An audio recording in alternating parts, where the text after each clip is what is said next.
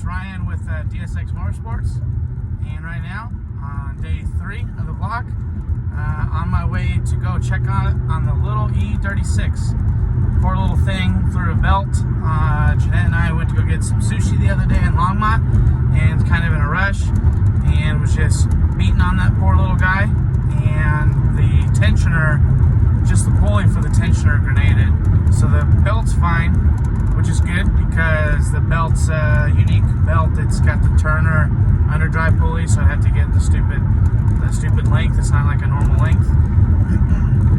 But yeah, until I just been so busy working and stuff, I haven't been able to actually go and pick it up and bring it home. But yeah, so I'm gonna go check on it now. I got the little key for it, so I can move it, keep it from getting towed, and figured this would be a good time to talk with you guys.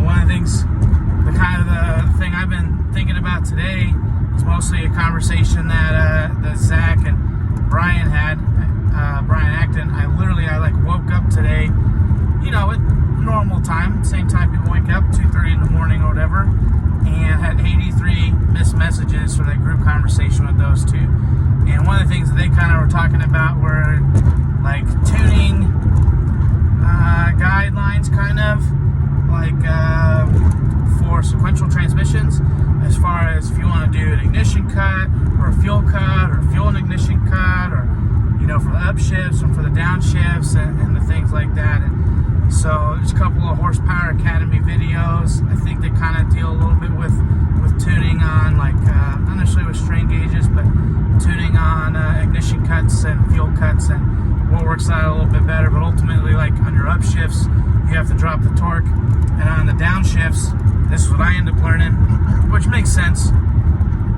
But on the downshifts, it's about dropping torque, and it's about dropping, raising engine speed, so like flipping the throttle up, all that crazy stuff. So looked into it today and watched a couple videos myself after kind of their conversation, since, you know, they were asleep when I was awake, and learned. I guess Horsepower Academy, Overall Time Attack in 2015, interviewed basically the Motec engineer / transmission guy behind an Evo build that was there. And he was there actually working with a couple of different Evos. But he was talking about kind of his priority. And the funny thing was, he's like, oh yeah, the upshifts. And they're mostly talking about paddle shifting too, which after kind of watching the video, definitely seems like paddle shifting might actually be a more ideal setup. I know that Junior guy who tunes for Cobb is working with the P&L, kind of like, they have like a little exotic car with a boxer engine in it and a sequential transmission. Either way, I know he's talking about getting the timing right with the paddle shifters. Is kind of a pain in the ass. But kind of the interesting thing about the paddle shifter, depending on how you set it up, the reason I think I wouldn't necessarily makes it easier, but the paddle shifters can basically be set up as like a command, whether it's with the hand shifter, you're like physically moving the barrel.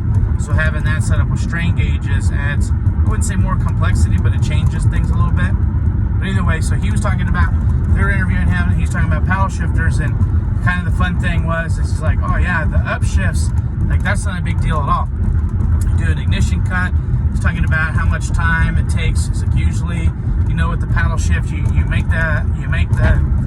send the command to the ECM. The ECM moves the solenoid, whether it's an air shifter or whatever, moves the barrel, and then and that makes a change in like 20 or 25 milliseconds. Or no, I'm sorry, 40 to 60 milliseconds. Sorry.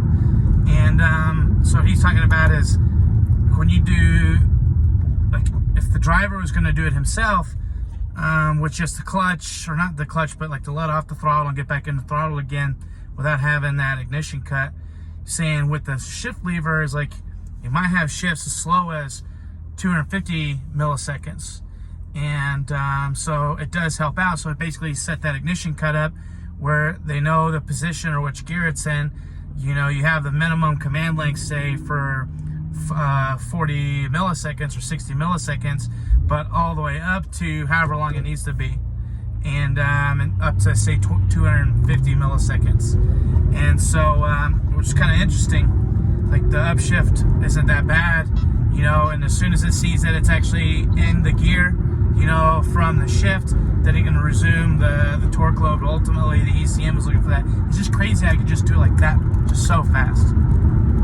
But the downshifting seemed like it was way more complicated, and I think really where more than 50% of the benefit goes into it with the sequential. Like the downshifting, you have to rev match, so fly by wire, you know, an electronic throttle body is important, so you're not going to be able to do this with a cable throttle body. So fly by wire is important.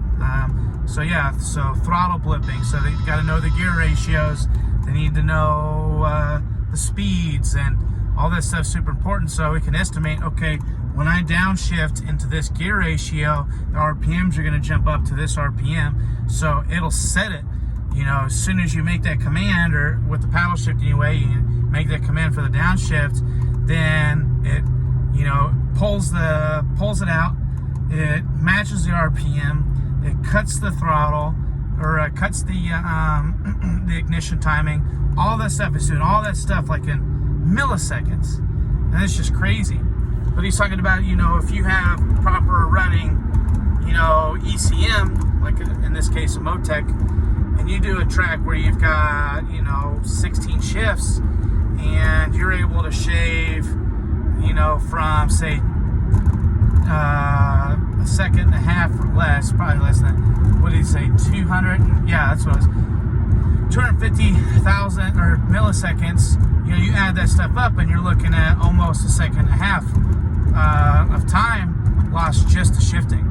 So it's crazy to think that, you know, on a track where you shift that much, that there's a second there. And if you look at some of like the time attack results from World Time Attack, where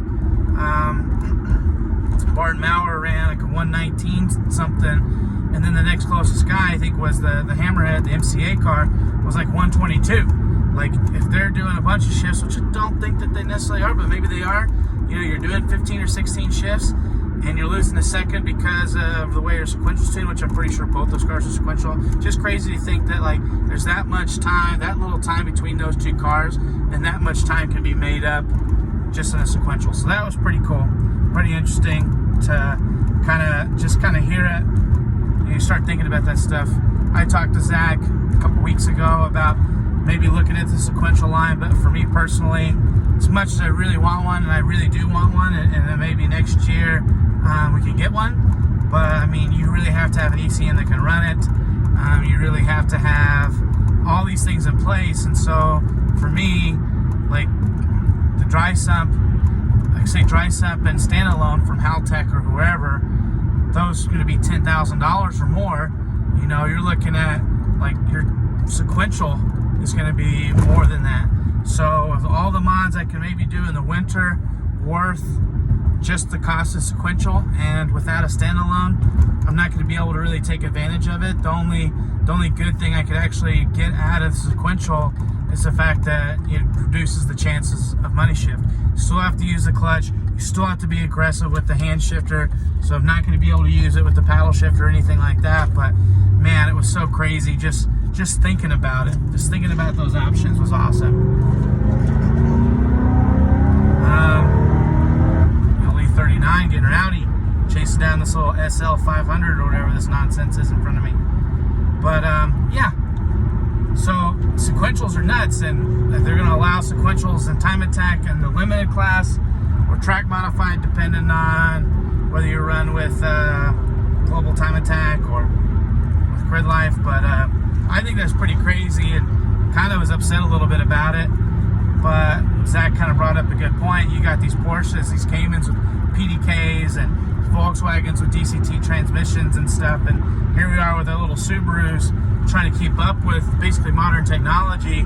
And it's really kind of the point that he had was, like, at least, even if it's expensive, at least there's an option or some like a rule change where you can at least keep up with them rather than having that stuff being outlawed.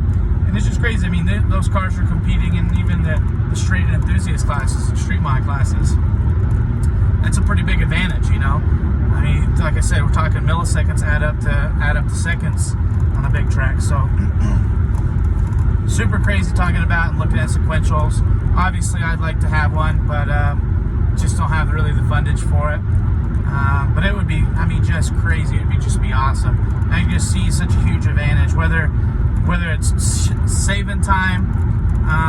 One more thing to think about. I mean, I just can't even imagine how much it even helps in the braking.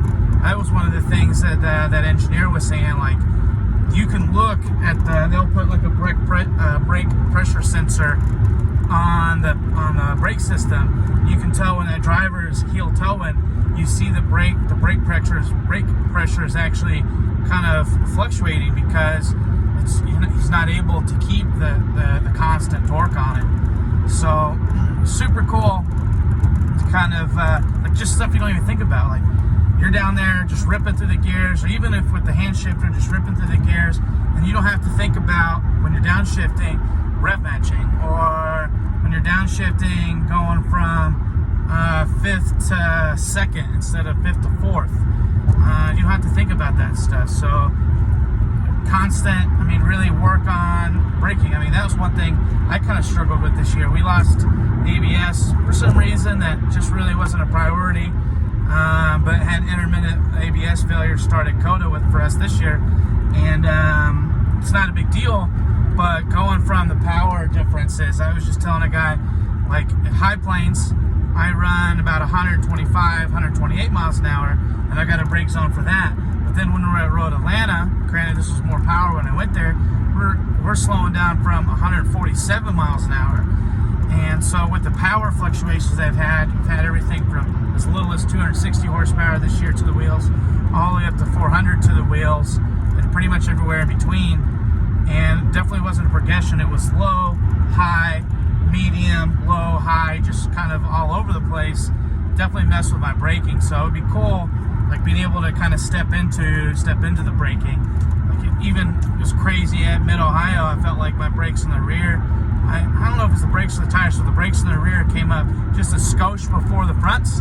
And one time, one of those really aggressive braking zones coming into, I think, the turn that one of my buddies went off of, Nigel Teagues, and the car was like completely sideways coming into that braking zone, and terrifying. So yeah, I could see how being able to kind of modulate your brake pressure would just be, or at least being able to be consistent with it, should be a huge help. I mean, so anyway, yeah, so sequentials are helping save you time on the speed, helping you save the time, perfect rev match downshifts, hopefully, perfect braking, like just all of those things just seem like they make a huge difference, and all this stuff just adds up. And I mean, it's kind of sad, it's less engaging, people say, and I totally believe it, but less engaging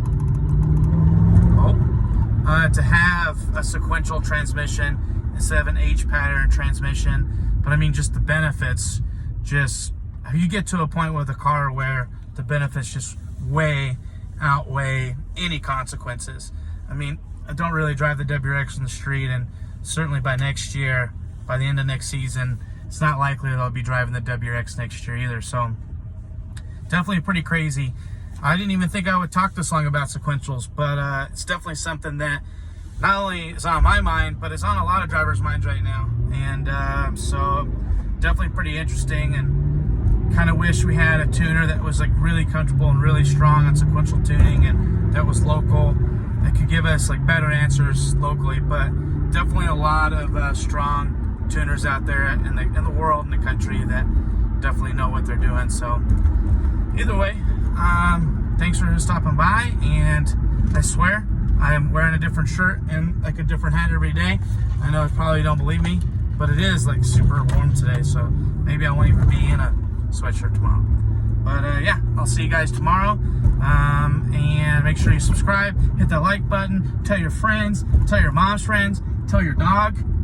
We love dogs. Tell your aunt, tell Rob Dom, get on his thing and say, hey, Rob, you gotta check out old Ryan Dussex, because that guy's crazy as a coconut. And yeah, absolutely. So thanks for checking in, and we're finally here to the poor little Beamer.